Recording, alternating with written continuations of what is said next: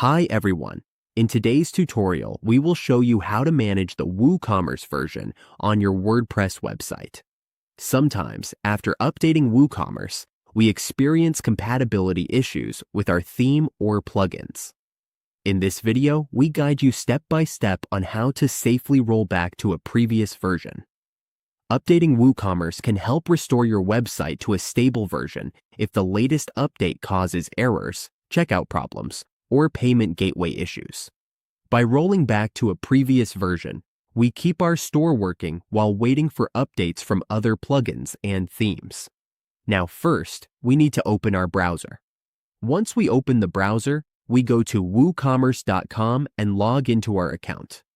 After logging in, we click My Stores.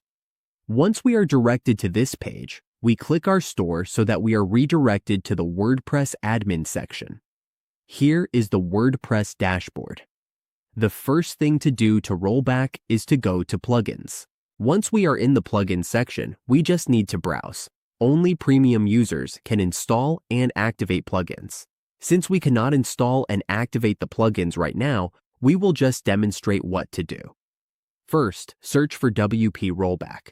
This is the plugin we need. You will see that plugins and themes are listed here. If you are a premium user, you will see the Install button.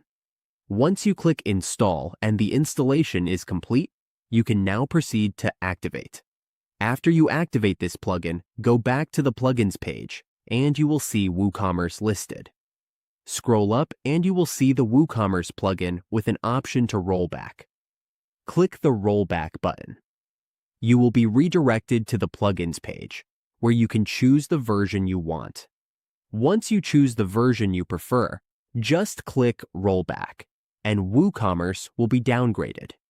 This is how we downgrade the WooCommerce version in WordPress. Always remember to back up your website before making any major changes.